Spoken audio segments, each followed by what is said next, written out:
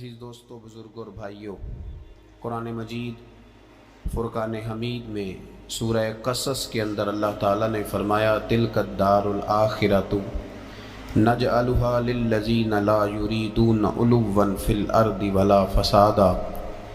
فرمایا یہ آخرت کا گھر ہے۔ ایک دنیا میں انسان کا گھر ہوتا ہے، ایک آخرت کا گھر ہے۔ فرمایا یہ آخرت کا گھر ہم نے ان لوگوں کے لیے بنایا ہے جو زمین میں نہ تکبر چاہتے ہیں اور نہ فساد پھیلاتے ہیں۔ یہ آخرت کا گھر ہم نے ان لوگوں کے لیے بنایا ہے۔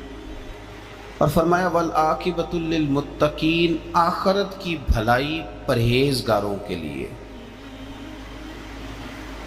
جو لوگ نہ تو تکبر چاہتے ہیں نہ فساد کرتے ہیں، جو متقی بن کے اللہ سے ڈر کے وقت گزارتے ہیں، یہ آخرت کا گھر ہم نے ان لوگوں کے لیے بنایا۔ نبی پاک صلی اللہ تعالیٰ علیہ وسلم نے لوگوں کے دلوں میں خوف خدا پیدا کیا، تو حضور علیہ السلام کے بعد بھی جو خلفائے راشدین ہوئے، حضرت ابو بکر صدیق سے لے کر امام حسن تک، حضرت ابو بکر صدیق، سیدنا عمر فاروق، عثمان غنی، مولا علی، اور حضرت علی کے بعد 6 مہینے تک حضرت امام حسن نے بھی خلافت کی۔ تو یہ سب لوگ اللہ سے ڈرنے والے تھے، پرہیزگار تھے۔ یہ وہی لوگ تھے جن لوگوں نے نہ تو اطراء زمین میں نہ تکبر کیا نہ کوئی فساد کیا، وہی لوگ تھے۔ اس کے بعد پھر ملوکیت آ گئی اسلام کے اندر، بادشاہت آ گئی۔ حضرت امیر معاویہ رضی اللہ تعالیٰ عنہ پہلے بادشاہ ہیں اسلام کے، اور بعد میں جو لوگ ہوئے انہوں نے بادشاہت کی، خاندانوں کو نوازا، بڑے بڑے لوگوں کو وظیفے دیے، سیاسی چالیں بھی چلیں، بہت سارے جگہوں پہ فساد بھی ہوا، بڑے حالات خراب بھی ہوئے۔ لیکن اللہ تعالیٰ نے میرے نبی پاک علیہ السلام کے دین کو یہ کمال دیا ہے کہ یہ دین بھی موجود رہے گا اور اس پر ہمیشہ عمل کرنے والے بھی موجود رہیں گے۔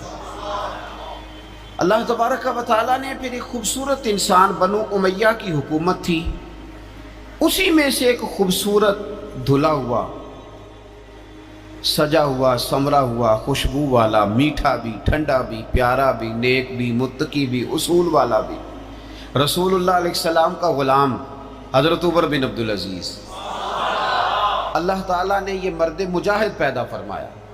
آپ مدینہ شریف میں پیدا ہوئے، آپ کے جو والد گرامی تھے وہ مصر میں گورنر تھے۔ حضرت عمر بن عبدالعزیز رحمۃ اللہ تعالیٰ علیہ کی جو والدہ ہیں وہ حضرت عمر فاروق کی پوتی ہیں، تو آپ کی رگوں میں فاروقی خون بھی تھا۔ حضرت عمر بن عبدالعزیز رحمۃ اللہ تعالیٰ علیہ کہ والد گرامی نے آپ کو مدینے میں پڑھنے کے لیے چھوڑا۔ حضرت صالح بن کیسان ایک عالم اور محدث تھے، ان کے پاس آپ نے تعلیم پائی۔ اور جناب عمر بن عبدالعزیز رحمۃ اللہ تعالیٰ علیہ کے والد اگرچہ مصر میں تھے لیکن آپ کو مدینہ میں رکھا، آپ نے مکمل تعلیم حاصل کی، علم حاصل کیا، چھوٹی سی عمر میں قرآن پاک کے حافظ بھی ہو گئے۔ پھر جب بڑے ہوئے تو اللہ نے یہ موقع دیا، چونکہ خاندان کی حکومت تھی تو آپ مدینہ شریف کے گورنر بنے، اور مدینہ منورہ کے ساتھ ساتھ آپ کو طائف کی حکومت بھی ملی، مکہ مکرمہ کی حکومت بھی ملی۔ پھر بعض جگہ پہ تو یہ ہے کہ آپ نے خود کسی وجہ سے استعفیٰ دیا، اور بعض جگہ یہ ہے کہ سازش کر کے آپ کو معزول کیا گیا۔ لیکن حضرت عمر بن عبدالعزیز نیک بڑے تھے، پرہیزگار بڑے تھے، پر خوش لباس بھی بڑے تھے۔ خادم کو جب بھیجتے تھے بازار تو کہتے تھے جو سب سے مہنگا جوڑا ہو وہ خرید کے لانا۔ خوشبو بہترین استعمال کرتے تھے، جب گزرتے تھے تو لوگوں کو پتہ چلتا تھا کہ کوئی عام نہیں گزرا، عمر بن عبدالعزیز گزرے۔ جب تک گورنر رہے، جب تک خاندان میں رہے، ماحول اور رہا۔ سلیمان بن عبد الملک خلیفہ جب جانے لگے تو انہیں وصیت کر دی کہ میرے بعد عمر بن عبدالعزیز خلیفہ ہوں گے۔ یہاں تو لوگوں کو عہدہ ملے تو لوگوں کی کیفیت بدل جاتی ہے نا، لیکن جب حضرت عمر بن عبدالعزیز کا اعلان ہوا تو رونے لگے، ایک کونے میں بیٹھ کے رونے لگے، فرمانے لگے مجھے امید نہیں تھی کہ وہ اتنا بڑا بوجھ میرے کندھوں پہ ڈال کے چلا جائے گا۔ اتنے سارے لوگوں کا بوجھ، اتنے سارے لوگوں کی آزمائش، خیر چونکہ وصیت تھی، آپ کی بیعت لی گئی، بیعت لینے کے بعد آپ منبر پہ چڑھے تو فرمایا لوگوں میں تمہیں آزاد کرتا ہوں، اگر تم میرے علاوہ کسی کو حکمران بنانا چاہو تو مجھے کوئی اعتراض نہیں ہے۔ لوگوں نے کہا نہیں، آپ ہی ہمارے حکمران ہوں گے۔ حضرت عمر بن عبدالعزیز دنیا اسلام کے اندر ایسی مثال ہیں، اچھی طرح سمجھ لیں کہ جب حالات اب نہیں اب تر ہو گئے تھے، بد نہیں بدترین ہو گئے تھے، اور بڑے بڑے لوگوں نے عجیب ماحول گھڑ لیے تھے، اس ماحول میں آئے، لمبی نہیں 2.5 سال حکومت کی صرف، لیکن لوگوں کو حضرت صدیق اکبر کی یاد آنے لگی، لوگوں کو سیدنا فاروق اعظم کی یاد۔ آپ کی جو بیوی تھی وہ بھی بادشاہ کی بیٹی تھی، بادشاہ کی بیوی بھی بن گئی۔ پہلے دن اپنی بیوی سے کہا کہ اب ہم بن گئے ہیں امیر، اب ہمارے ذمے بہت ساری ذمہ داریاں ہیں، اب حالات اس طرح کے نہیں ہوں گے جس طرح کے پہلے ہوا کرتے تھے، اب تمہیں میرا ساتھ دینا ہے، اپنا سارا زیور دو، میں بیت المال میں جمع کرانا چاہتا ہوں۔ یہ بڑا مشکل کام ہوتا ہے کسی خاتون کے لیے، سارا مال وہاں جمع کرا دیا۔ پہلے دن ہی سارے کپڑے سپڑے حضرت عمر نے اپنے خیرات کر دیے، سادہ لباس پہن لیا، اور بڑی تھوڑی غذا گھر میں آتی تھی، بیت المال سے تھوڑا سا وظیفہ، جائیدادیں ساری دے دی اللہ کے راستے میں، غریبوں میں بانٹ دی۔ ایک دن گھر میں تشریف لائے تو بچیوں نے منہ پہ ہاتھ رکھ لیا۔ حضرت عمر بن عبدالعزیز بات کرتے ہیں تو بیٹیاں منہ چھپا لیتی ہیں۔ پتر کیا بات ہے بیٹے، میرے منہ سے بدبو آ رہی ہے، منہ چھپاتی ہو؟ تو بچیاں خاموش ہوئیں۔ جب دوبارہ پوچھا تو کہنے لگے ابا جی جو آپ خرچہ دیتے ہیں نا اس میں 2 وقت روٹی نہیں پک سکتی۔ اور یارو میں آپ کو وقت کے امیر کی بات سنا رہا ہوں، یہ جو رکھ رکھاؤ میں نے اور آپ نے بنا لیا ہے تو خرچے اتنے بڑھا لیے کہ ہم الجھ گئے، ہم سے پورے نہیں ہوتے۔ لیکن جنہوں نے اولادوں کو سادہ رکھا، حالات قابو میں رکھنے میں کامیاب ہوئے، بچ گئے۔ میرے نبی کریم صلی اللہ علیہ وسلم نے فرمایا جو ضرورت کے مطابق جسے اللہ نے روزی دے دی وہ کامیاب ہو گیا۔ لیکن ہم بہت الجھ گئے، بہت دور نکل گئے۔ بیٹیوں نے منہ میں ہاتھ رکھا، پتر کیا بات ہے ابا جی، اتنے پیسے آپ لاتے ہیں 2 وقت کی روٹی نہیں پک سکتی، تو ہم نے پیاز سے روٹی کھائی ہے، منہ سے بدبو آ رہی ہے، تو اس لیے آپ کے سامنے منہ نہیں کھولا کہ آپ کو کراہت ہوگی۔ تو حضرت عمر بن عبدالعزیز آنکھوں میں آنسو تو آئے پر کہنے لگے یا اللہ تیرا شکر ہے کہ جس جگہ میں اپنی اولاد کو کھڑا کرنا چاہتا تھا میری اولاد وہاں کھڑی ہو گئی ہے۔ یہ پیاز سے روٹی کھا کے بھی شکر ادا کرتی، پیاز سے روٹی کھا کے بھی۔ آپ یقین کریں میرے ابا جی میری والدہ سے کہتے تھے کہ بڑولے میں گندم میں نے ڈلوا دی ہے، یہ میری ذمہ داری تھی، اب اچار کا ایک مرتبان بنا لے تو انشاءاللہ گرمیاں مسئلہ کوئی نہیں۔ میں نے دیکھا ہے انہیں پیاز سے روٹی کھاتے، میں نے دیکھا ہے وہ ایک پیاز سے روٹی کھاتے اور پیاز روٹی کے اوپر رکھ لیتے، اور آخر میں ان کا چہرہ جب ہم لوگ دیکھتے تو وہ کہتے اللہ تیرا کتنا شکر ہے، سوال نہیں کرنا پڑا، گندم بھی اپنی تھی، پیاز بھی اپنا تھا، گھر میں میں نے بچوں کے بیچ بیٹھ کے روٹی کھا لی، اور یوں لگتا تھا کہ وجود بھی ان کا سارا شکریہ ادا کرتا ہے صرف زبان میں۔ حضرت عمر بن عبدالعزیز نے اپنے گھر کے اندر عید والے دن بیٹیوں نے کہا ابا جی جوڑے پرانے ہیں، یارو ہو جاتا ہے، بس تھوڑا سا نا توجہ کی ضرورت ہے، ہو جاتا ہے، نئے کپڑے لینے ہیں۔ اب ایک گھر میں شادی ہوتی ہے تو اس گھر سے تعلق رکھنے والے ہر گھر میں شادی سمجھنے شروع ہو گئی، لاکھوں روپے کا مال صرف کپڑوں پہ، جوتوں پہ اور ان کے لوازمات پہ لگتا ہے۔ غربت کیسے ختم ہوگی؟ حالات کیسے ٹھیک ہوں گے؟ پردیس میں جانے والے واپس کیسے آئیں گے؟ کس طرح یہ ماحول ٹھیک ہوگا جب اخراجات اتنے بڑھا لیے جائیں؟ حضرت عمر بن عبدالعزیز رحمۃ اللہ علیہ کی بیٹیوں نے کہا عید پہ کپڑے لینے، ضد کی تو جناب عمر نے اپنے وزیر خزانہ کو خط لکھا، فرمایا ایک مہینے کی تنخواہ مجھے ایڈوانس دے دو، بیٹیوں کے کپڑے لینے ہیں۔ تو جب بادشاہ عمر بن عبدالعزیز جیسا ہو تو پھر وزیر بھی نیک ہی ہوتے ہیں، وزیر بھی نیک۔ تو وزیر کہنے لگا حضور کچھ باتیں آپ سے سیکھی ہیں، اگر اجازت دیں تو کر لوں؟ کہا جناب کرو۔ کہنے لگے آپ ایک مہینے کی تنخواہ ایڈوانس مانگ رہے ہیں، آپ ایک مہینے تک زندہ رہیں گے؟ یہ آپ سے سیکھی ہوئی باتیں۔ حضرت عمر بن عبدالعزیز کہنے لگے رب تیرا بھلا کرے، تو نے سوئے ہوئے عمر کو پھر سے جگا دیا۔ بیٹیوں سے آ کے کہنے لگے پتر پرانے کپڑے دھو کے پہن لو، اگر کپڑے دھو کے پہن لو گی اور پہن کے رب کی بارگاہ میں کھڑے ہوگی تو رب تو پہلے ہی بڑا قبول فرمانے والا ہے، اللہ تو پہلے ہی بڑا قبول کرنے والا ہے۔ تو صاحب یاد رکھیں، حضرت عمر بن عبدالعزیز نے اپنے گھر کے اندر یہ ماحول پیدا کیا، اپنے گھر کے اندر یہ کیفیات آپ نے بنائیں، بنا کر کے سجائیں۔ میرے عزیز یاد رکھیں، کچھ چیزیں ایسی ہوتی ہیں جن پر انسان اگر توجہ کر لے تو آسانی سے معاملات ٹھیک ہو جاتے ہیں۔ حضرت عمر بن عبدالعزیز نے خود بھی سادگی اختیار کی، آپ کے بچوں نے بھی سادگی۔ ہوتا یہ ہے کہ جس طرح کا حکمران ہوتا ہے نا، رعایا پر اس کے اثرات ہوتے ہیں، یہ ایک اصولی بات ہے۔ جس طرح کا حکمران ہو رعایا پر اس کا اس طرح کا۔ ولید بن عبد الملک جب حکمران تھا نا تو اسے عمارتیں بنانے کا بڑا شوق تھا،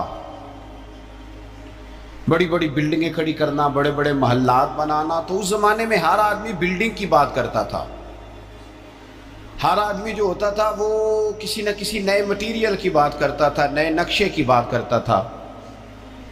جب سلیمان بن عبد الملک حکمران بنا تو سلیمان بن عبد الملک جو تھا اس کو شوق تھا شادیاں کرنے کا، یہ بھی شوق ہوتا ہے بادشاہوں۔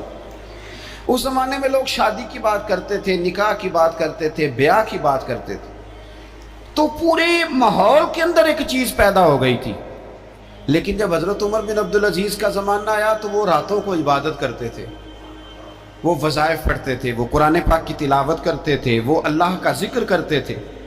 تو پھر ایک ماحول بن گیا جو ذکر الہی کا ماحول تھا، پھر ایک ماحول بن گیا جو تقوی کا ماحول تھا، پھر ایک ماحول مارد وجود میں آیا جو پرہیزگاری کا ماحول تھا۔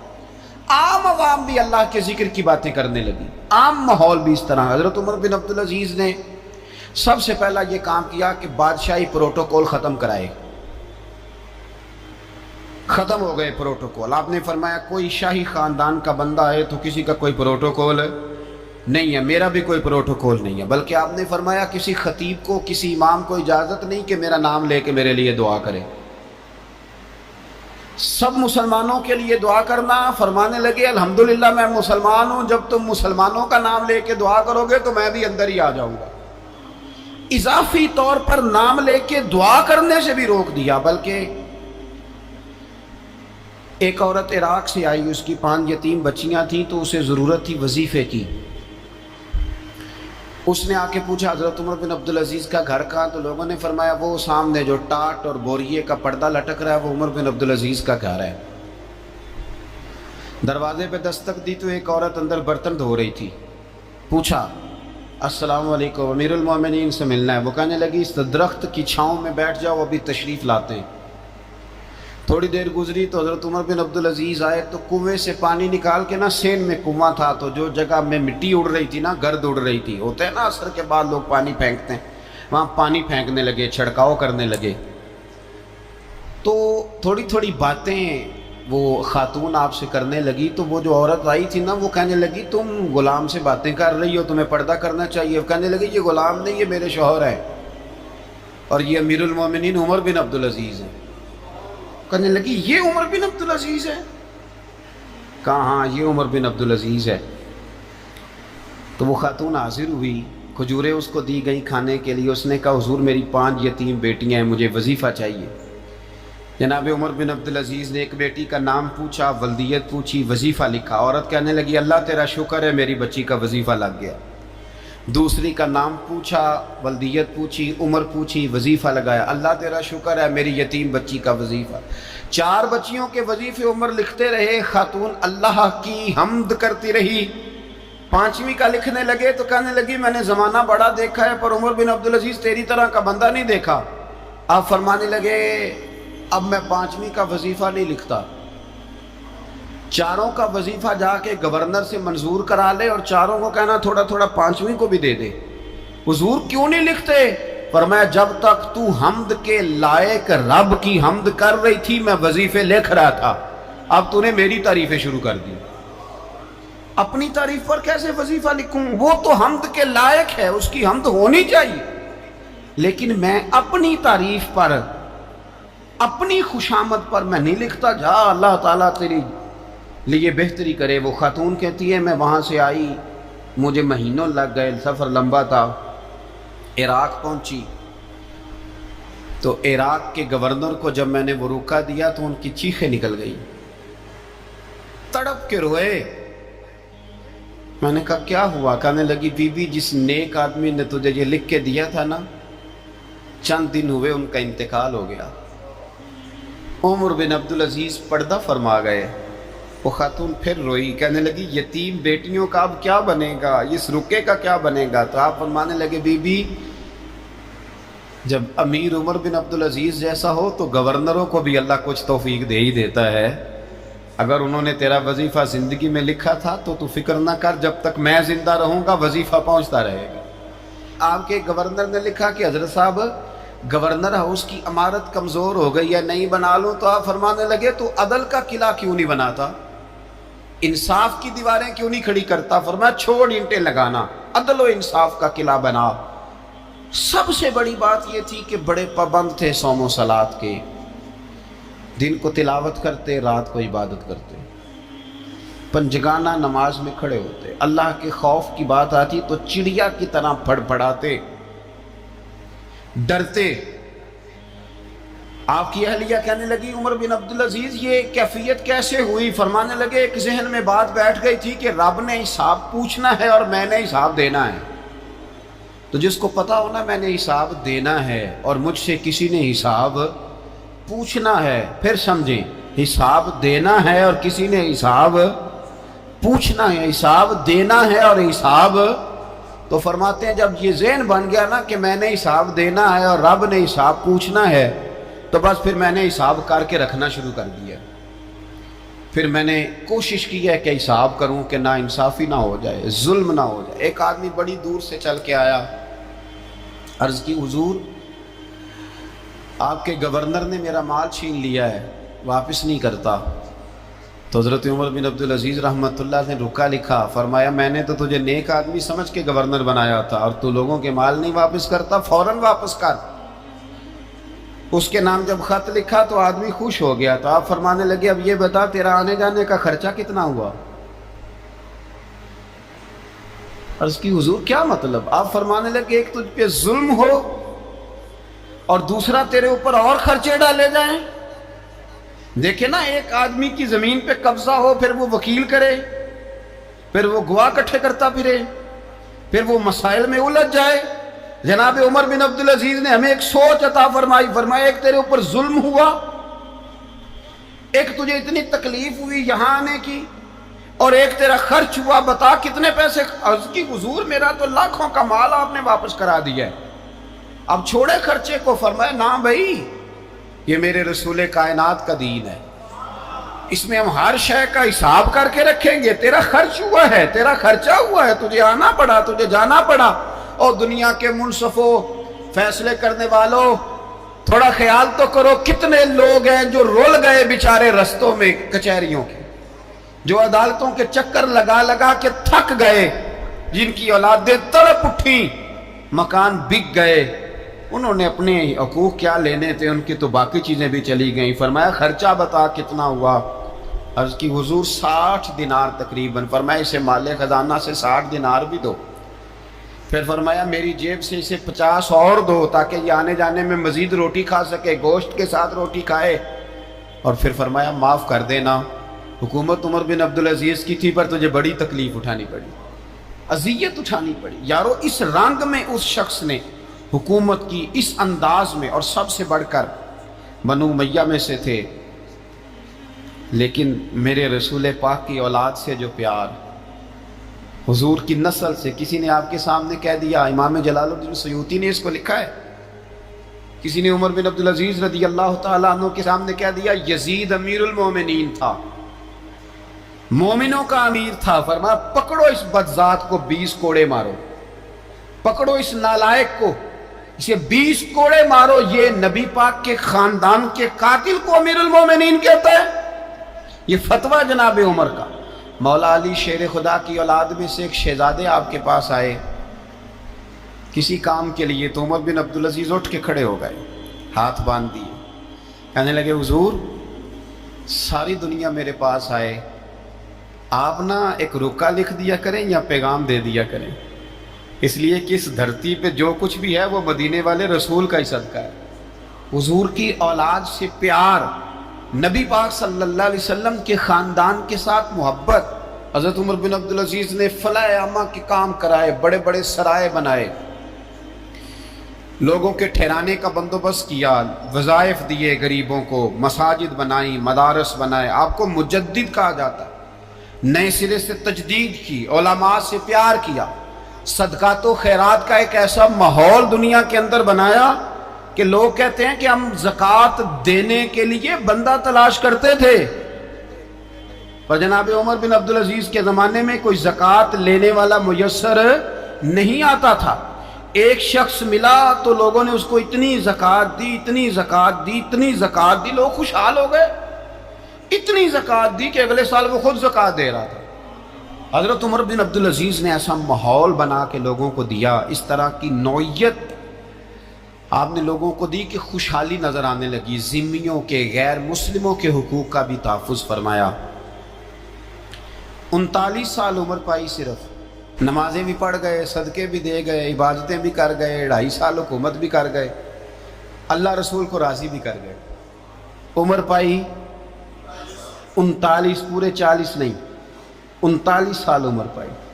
इतना कुछ कर गए। हम तो भी इंतज़ार में रहते, हम तो भी इंतज़ार में।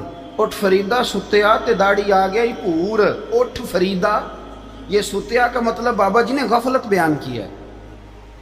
इसका मतलब ये नहीं कि सच्ची मुच्ची सोया हुआ था, कहते तू गाफल है। उठ फरीदा सुत्या दाढ़ी आ गया पूर, अग्गा नेड़े आ गया ही, पिछा रह गया ही दूर।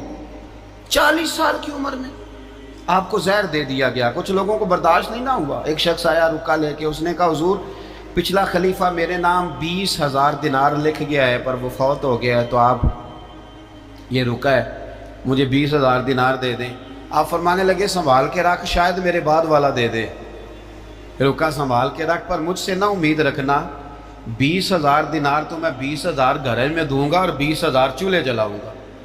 मैं एक आदमी को इतना अमीर कर दूं और बाकी लोग देखते रहे। आपको जहर दे दिया गया, बीमार रहे, बच्चों को बुलाया, फरमाया बेटा मैं जहन्नुम से डर गया था, तुम्हारे लिए माल नहीं जमा कर सका। बुज़दिल निकला, शदीद अलील हो गए। वो जो आयत मैंने पढ़ी है ना, आपकी अहलिया कहती हैं कि आखिरी वक़्त आपकी ज़ुबान पर वो आयत जारी हुई, तिलका दारुल आखिरत नजअलुहा लिल्लज़ीना ला युरीदूना उलुव्वन फिल अर्दि वला फसादा वल आकिबतुल लिलमुत्तकीन। फरमाया ये आखिरत का घर है, उन लोगों को मिलेगा जो ना ज़मीन में तकब्बुर करते हैं ना फसाद चाहते हैं। ये आयत पढ़ी और रूह परवाज कर गई। मरने से पहले, विसाल से पहले 10 दिनार या 20 दिनार दे के अपने बेटे को भेजा। फरमाया गांव में जाओ और मेरे लिए ज़मीन खरीदो कब्र के लिए, और अगर गांव वाले खुशी से दे दें तो ख़रीदना, और अगर उन्हें दिक्कत हो तो उन्हें तंग ना करना। 10 दिनार की ज़मीन खरीदने के लिए जब बेटा जाने लगा तो उसने कहा हुजूर कुछ लोगों की ख्वाहिश है कि आपका जस्ते खाकी मदीने ले जाया जाए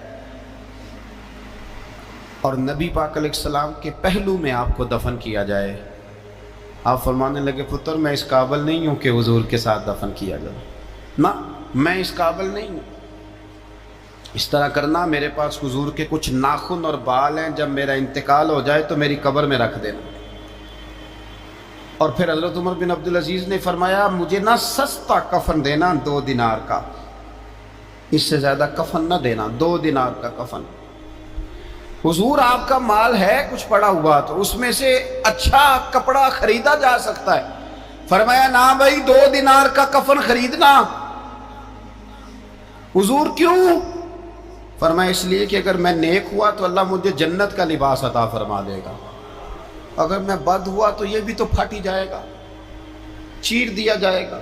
कब्र तोड़ देगी पसलियां, लिहाजा मुझे महंगा कफन ना देना, 2 दिनार का। आपके विसाल से कुछ अरसा पहले ना आपने एक कासिद भेजा,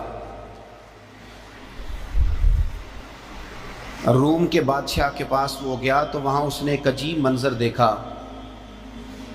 कि वहाँ एक हाफिज़ कुरान नाबीना आदमी कैद है, उसकी आँखें मौजूद नहीं हैं और वो चक्की चलाता है, आटा पीसता है। उस कासिद ने उससे पूछा तो यहाँ कब से है और ये तेरे साथ मामला कैसे हुआ? तो वो कहने लगा मुझे इन्होंने गिरफ्तार कर लिया, फिर मुझे कहने लगे ईसाई हो जा। मैंने इनकार किया तो इन्होंने मेरी आंखें निकाल दी। अब मैं सुबह शाम ये थोड़ा सा काम करता हूँ, चक्की पीसता हूँ तो रोटी दे देते हैं। वो कासिद हज़रत उमर बिन अब्दुल अजीज़ के पास आया और आके कहा हुजूर एक इस तरह का मुसलमान रूम के बादशाह के पास कैद है, एक मुसलमान की तकलीफ़। हज़रत उमर बिन अब्दुल अजीज़ ने जब सुना तो रो पड़े, पर मैं वो कैद है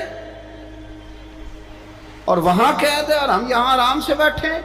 फौरन रुका लिखा, कासी से कहने लगे वापस जा, रूम के बादशाह को जाके कह कि उस नाबीना कैदी को फौरन आज़ाद करे, वरना मैं एक ऐसा लश्कर भेजूंगा कि इतना बड़ा लश्कर भेजूंगा कि उसका पहला आदमी तेरे पास होगा और आखिरी मेरे पास होगा, और तुझे फिर वो बंदा छोड़ना पड़ेगा। तो अभी छोड़ दे, मैं तुझे पैगाम दे रहा हूं। वो कासिद कहता है जब मैं रुका लेके पहुंचा, जाहिर है बड़ा लंबा सफ़र होता था, आने जाने में महीनों भी लग जाते थे। कहते मैंने रुका दिया तो उसने पढ़ा, कहने लगा मेरी तरफ देख के, रुका मैंने पढ़ लिया है, उलमा को जानते हैं, ताजर ताजरों को जानते हैं, तो बादशाह भी बादशाहों को जानते हैं। फरमाया तुम मुसलमान हो, मैं नहीं हूँ, पर इतनी तुम इस दरवेश की कदर करते हो, मैं तुम सबसे बढ़कर कदर करता हूँ। मैं इस बंदे को लश्कर लेके आने की तकलीफ नहीं दूंगा, मैं वैसे ही कैदी आज़ाद करने लगा, तुम ले जाओ। कहते मुझे चंद दिन वहाँ रहना पड़ा, कुछ लवाजमात थे जिनके लिए रुकना पड़ा।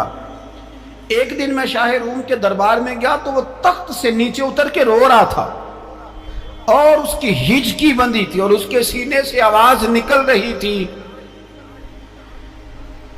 मैंने पूछा लोगों से क्या हुआ, कहने लगे खुद ही पूछ लो। मैंने जाके कहा बादशाह क्या हुआ, क्यों रो रहे हो? तो कहने लगा आज धरती का हुस्न उठ गया है, आज सिंगार खत्म हो गया, आज धरती का हुस्न उठ गया। मैंने कहा क्या हुआ? कहने लगे उमर बिन अब्दुल अजीज इंतकाल कर गए, तुम्हारा अमीर चला गया। तो मेरे दिल में ख्याल आया, मैंने आह भरी, मैंने कहा फिर हमारे लिए क्या हुक्म है? तो फरमाने लगे वो चलता फिरता राहब था, लोगों के पास कुछ नहीं होता तो वो फ़कीर होते हैं, पर उसके कदमों में तो ख़जाने थे, पर वो फिर भी फ़कीर था। फरमाया उसका हुक्म अगर मैं ज़िंदगी में मानता था तो मरने के बाद भी बात मानी जाएगी, तुम्हारा कैदी भी तुम्हें वापस किया जाएगा और उमर बिन अब्दुल अजीज़ की बात भी सुनी जाएगी। किसी ने हज़रत अब्दुल्ला इब्न मुबारक से कहा बड़े जाहिद है, अपने दुनिया छोड़ दी। फरमाया मैं तो आलिम फाजिल हो के जाहिद हूँ। जाहिद तो असल में उमर बिन अब्दुल अजीज़ थे, जो बादशाह हो के जाहिद थे। मालिक बिन दिनार भी कहते थे वो बादशाह हो के जाहिद हैं। उनका इंतकाल हुआ तो ख्वाजा हसन बसरी फरमाने लगे आज दुनिया से बेहतरीन आदमी चला गया। हज़रत सैयदना इमाम अहमद बिन हम्बल फरमाया करते थे जो उमर बिन अब्दुल अजीज़ का जिक्र करे रब तो उस पर भी रहमत नाजिल फरमाएगा। अरे ये तो वो शख्स है कि जब तक मौजूद था तो हुस्न मौजूद था, और आज भी इनका जिक्र करें तो अल्लाह दिलों में नूर पैदा कर देता है। हज़रत उमर बिन अब्दुल अजीज़ रहमतुल्लाह अलैह तो वो नेक आदमी थे कि एक शख्स साहब से गुफ्तगू कर रहा था, सरकारी बातचीत हो रही थी तो चिराग भी सरकारी जल रहा था। उसने पूछा हुजूर चले सरकारी बात तो ख़त्म हुई, तबीयत कैसी, हाल क्या? फरमाया ठहर जो, एक चिराग बंद करके दूसरा जला लिया। उसने कहा हुजूर ये क्या? आप फरमाने लगे वो सरकारी चिराग था, ये मेरा ज़ाती है। जिस शख्स ने इतनी बारीक बीनी के साथ तकवा इख्तियार किया हो, नबी पाक से इतनी मोहब्बत की हो, दुआ करते हैं अल्लाह उन पे करोड़ों रहमतें फरमाए, अल्लाह उन पे बेहिसाब बरकतों का नुज़ूल फरमाए। दो बातें हज़रत उमर बिन अब्दुल अजीज़ की ज़िंदगी में हमेशा गालिब रही। एक तो दुनिया होने के बावजूद दुनिया से दिल नहीं लगा, ये दो बातें आपने याद रखनी। दिल नहीं लगाया दुनिया से, مال تھا، دولت تھی، پر وہ اس چکر میں نہیں پڑے کہ یہ مہنگا جوڑا میرے گھر کیوں نہیں، یہ اعلیٰ کار کیوں نہیں، اب یہ والا میں نے گھر، ایک اینٹ پر دوسری اینٹ نہیں رکھی ساری زندگی، چونکہ وہ سمجھتے تھے زندگی مختصر ہے تو 40 سال کی زندگی میں ہی کمال کر گئے۔ اور دوسرا، حضرت عمر بن عبدالعزیز نے ہر وقت ایک چیز اپنے ذہن میں رکھی کہ مجھے اللہ کے سامنے کھڑے ہونا ہے، اور وَلِمَنْ خَافَ مَقَامَ رَبِّهِ جَنَّتَانِ، جو رب کے سامنے کھڑے ہونے سے ڈرتا ہے رب اسے 2 جنتیں عطا کرتا ہے۔ تو لہٰذا یہ 2 باتیں ہمیشہ ذہن میں رکھیں، یہ اتنا بناؤ سنگار، ہر وقت اپنے آپ کو سجانا، گھر سنوانا، گاڑی، یہ وہ، اتنا اس چکر میں نہ پڑیں، اور دوسرا ایک ذہن بنائیں کہ دنیا سے ہم لوگوں کو جانا ہے۔ آخر دعوانا الحمدللہ رب